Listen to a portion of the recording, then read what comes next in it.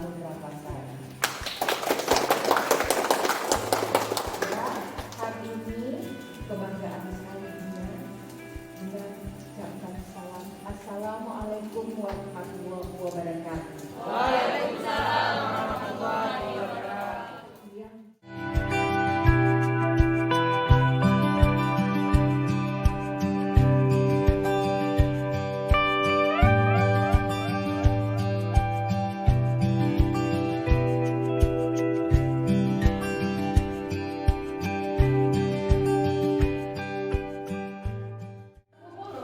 Punya sebuah karangan yang berjudul Travel of Marco Polo. Nah, di situ beliau menceritakan tentang kerajaan Samudra Pasai. Marco Polo menyebut Samudra Pasai ini dengan nama Samara Basma. Jadi kalau misalnya ada artikel yang menyebutkan Samudra Pasai dengan nama Samara Basma, itu adalah sebutan dari Marco Polo. Samara untuk samudra dan Basma untuk Pasai. Yang kedua di sini ada Odorico. Nah, Odorico ini aslinya namanya itu Odorico Marquisi. Beliau selain seorang penjelajah juga seorang misionaris.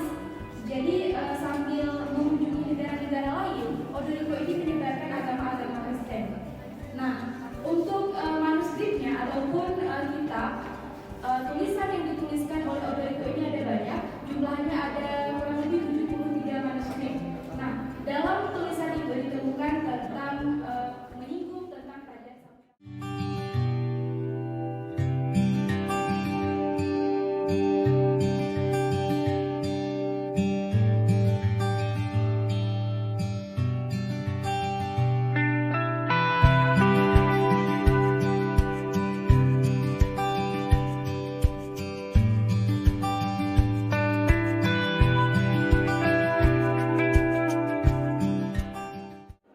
Dikut juga itu asal tanah air, tapi di satu sisi yang lain itu terukir nama sultannya. Misalnya di sini ada ditemukan kurang lebih dari 16 sudah ditemukan kira-kira milik sultan-sultan yang berbeda. Nah, jadi di bagian mukanya itu terdapat nama-nama.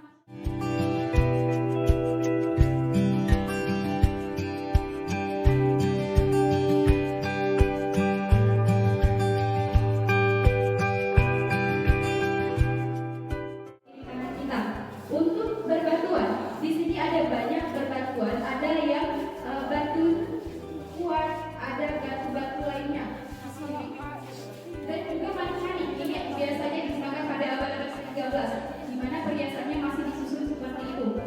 Nah, untuk perhiasan kacanya di sini ada dua jenis. Yang pertama ada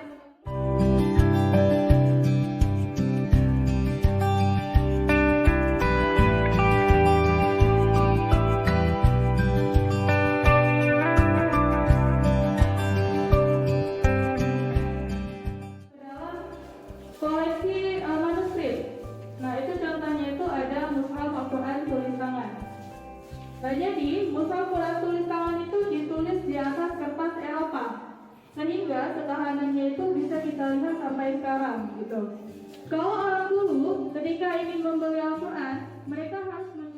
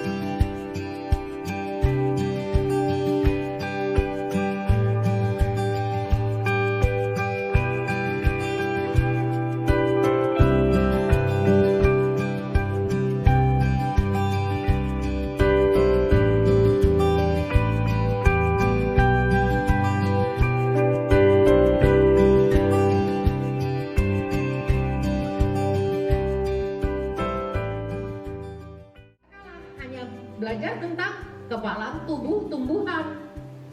Orang hewan juga begitu, orang dokter hewan. Tapi dokter orang kebudayaan, dia bicara tentang manusia luar dalam. dalam dia tahu bagaimana emosional orang, bagaimana peradaban saat itu, bagaimana kondisi sosial ekonominya yang kita tidak hidup di masa itu. Sanggup kita nggak?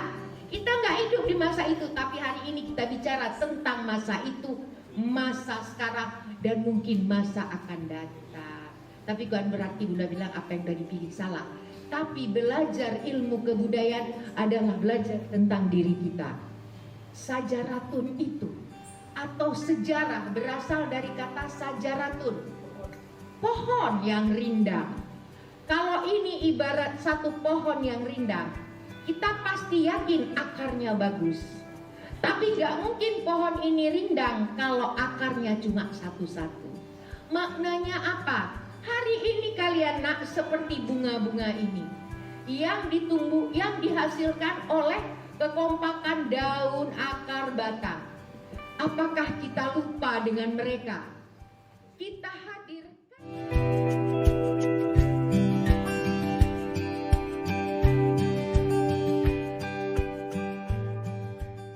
Tuhan disirami oleh ini Bunda sebutkan naskah Ibnu Battuta. Disirami dengan rahmat berkah dari Allah Subhanahu wa taala. Apa contoh tanaman dulu yang sekarang tidak ada lagi di sini? Satu, kapur barus. Kapur barus asal dilihat ada kurang lebih 5 tanaman yang disebutkan dalam naskah manuskrip itu.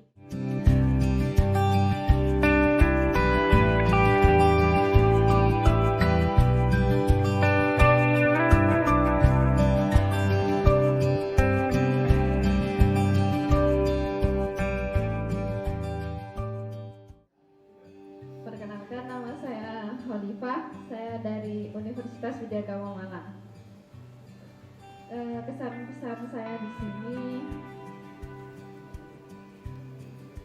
saya bahagia, saya merasa luar biasa bisa nyampe Aceh, berangkat sendiri, apalagi ketemu sama Bunda.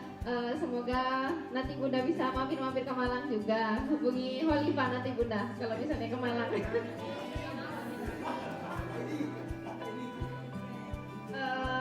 Luar biasa, yang biasanya Khalifah cuma tahu Aceh dari TV, tahu apa-apa berita Aceh juga dari TV, tahu museum ini juga dari TV, lihat-lihat di YouTube. Ternyata sekarang Khalifah bisa berdiri di sini, bisa masuk ke Aceh. Ya. Jadi ini menurut Khalifah ini hadiah terbesar Khalifah bisa jalan-jalan di Aceh. Terima kasih. Assalamualaikum warahmatullahi wabarakatuh. Saya bernama Idris Syariri. Saya merupakan finalis dari Universitas Islam Negeri Sultan Syarif Qasim Riau. Jadi kalau berbicara tentang kesan dan pesan, tentu selama saya di sini sesuatu yang awalnya tadi tidak saya ketahui, sehingga setelah sampai di sini akhirnya bisa saya ketahui. Contohnya di sini tentu setiap daerah memiliki keberagaman atau ciri khas tertentu, sehingga aku bisa mengetahui ciri khas yang ada di suatu daerah. Contohnya di daerah Aceh ini, memang kita dibedakan oleh budaya, tetapi dari situ juga kita disatukan. Mungkin sekian Bunda, terima kasih. Assalamualaikum warahmatullahi wabarakatuh. Saya dari UIN Saizu Purwokerto. Kesan saya berada di museum ini luar biasa ya Bunda. Baru pertama kali ke museum Samudra Pasai, dan saya juga sebelumnya belum tahu adanya museum ini. Dan ternyata luar biasa, penyambutannya juga sangat hangat dari Bunda dan kakak-kakak duta. Emang dinya kakak atau? Oh, sebaya. Ya. Ya. Intinya sangat berkesan ya Bunda. Terima kasih banyak. Cukup. Terima kasih kepada Bunda yang telah mempersilahkan saya mengenai kesan-pesan dari Museum Samudra Pasai. Untuk sekedar informasi untuk Bunda, kakak-kakak duta, dan teman-teman semuanya, Saya berasal dari Loksmawe dan saya lahir di Gedong, Aceh Utara. Saya sudah kurang nanggro. Saya sudah lama mengetahui museum, bahkan teman saya sendiri Laras Mufasya menjadi duta. Tapi saya jujur baru pertama kali masuk dan mengetahui apa saja sejarah-sejarah yang ada di sini. Banyak yang dapat saya ketahui seperti peninggalan-peninggalan kerajaan Samudra Pasai. Itu menjadi saya seperti mendengar Bunda menceritakan kembali sejarah, kakak Duta menceritakan kembali sejarah. Saya seperti dejavu, saya seperti membayangkan bahwa saya berada di masa saat itu. Itu menjadi suatu apresiasi bagi saya bahwa Bunda dan kakak Duta mampu membawa saya seperti berada di masa-masa itu. Nah, jadi itu pesan-pesan untuk Bunda dan kakak Duta. Semoga kita semua dapat terus seperti ini dan kita dapat tetap selalu melestarikan budaya-budaya kita, sejarah-sejarah kita. Terima kasih, itu yang dapat saya sampaikan. Saya kembalikan kepada Bang Juanda. Jadi sedikit cerita kan Bun, ini Loksmawe adalah salah satu kota yang pernah saya catat di kamar saya Bun, yang walaupun tidak bagus sekali tapi pernah saya catat di semester 1. Jadi kebiasaan saya tuh Bun, dulu nih waktu pas saya sholat, saya pegang, saya selawatin, dan akhirnya di semester tua ini baru tercapai Bun. Iya, jadi udah hampir berapa semester baru sekarang tercapai kan. Dan itu catatannya ada hal yang digarisbawahi Bun, pengen ke Loksmawe gratis. Nah itu, jadi alhamdulillah di sini gratis kan Bun, walaupun pakai uang rakyat sedikit kan, nggak masalah kan. Karena kan kita kan rakyat. Untuk rakyat oleh rakyat. Itu dia Bun. Nah dan itu pengalaman. Kemudian untuk kesan dan kesan, menurut saya menarik ketika tadi saya masuk ke dalam ruangan ada tulisan Snot for Grunge. Ya Bun, itu kan baca itu. Kemudian bagaimana Marco Polo menceritakan Ibnu Battuta ke sini. Jadi ada hal yang istimewa ketika Bunda menyampaikan tadi yang bisa saya kutip bahwasanya Bunda nggak pernah bertemu orangnya tapi bertemu dengan catatannya. Nah di situ saya belajar bahwasanya saya harus banyak bonus lagi agar nanti di bawah saya, anak-anak saya, cucu saya tahu bahwasanya saya juga pernah ada dan pernah berpikir untuk bangsa ini Bun. Sekian dan terima kasih. Alhamdulillah kita pada hari ini dari tanggal 18 kita sampai ke Tanah Aceh. Sama seperti disampaikan sama teman saya Dian, saya itu juga seperti itu. Mungkin kami nggak satu kamar pokoknya, tapi kami itu sama. Saya kalau di kamar saya juga itu semua planning saya tempel. Besok saya checklist. Target saya ke 34 provinsi harus saya tujui. Itu target saya. Dengan catatan sama seperti beliau, dengan catatan gratis gitu. Pengennya seperti itu, namun ada hal yang membatasi, yaitu umur di kampus. Jadi tidak bisa memaksakan diri sampai ke 34. Nah, untuk kesan saya Bunda selama berada di Aceh, satu hal yang saya ambil bahwasanya teman-teman di sini menghadapi kami itu dengan cara ramah gitu. Saya kalau ketemu di daerah orang itu yang saya nilai satu keramahannya Bunda, dan saya dapatkan itu di Aceh. Alhamdulillah gitu. Untuk di museum ini saya lihat tadi saya memang mencar dari tim yang lain karena teman-teman yang pakai hijau semua kan pada dengerin Kak Duta. Jadi saya coba pahami sendiri yang saya lihat gitu, karena kalau saya takutnya nanti nggak fokus kalau melihat Kakak Duta tadi.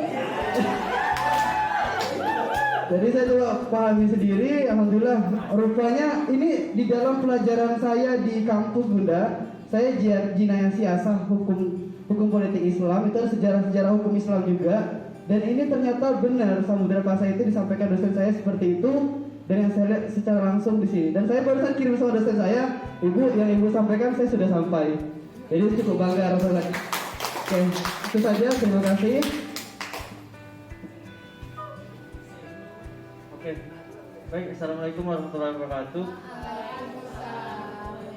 Sebelumnya perkenalkan Bunda, nama saya Saudara Fegi Harahap, asal dari Universitas Riau yang alhamdulillah menemani adinda saya Nisa dalam mengikuti lomba di sini gitu. mungkin sebelumnya saya ingin terima kasih dulu kepada kawan-kawan semua, kepada Bunda juga yang telah menyambut kami dengan hangat dan tanpa adanya batasan-batasan apapun. Kami merasa juga kami di sini dirangkul, nggak ada bedanya mau yang dari Malikul Saleh, mau dari Utu, dari Sulawesi, dari Kalimantan, dan dari univ-univ lainnya, kami disambut secara hangat gitu.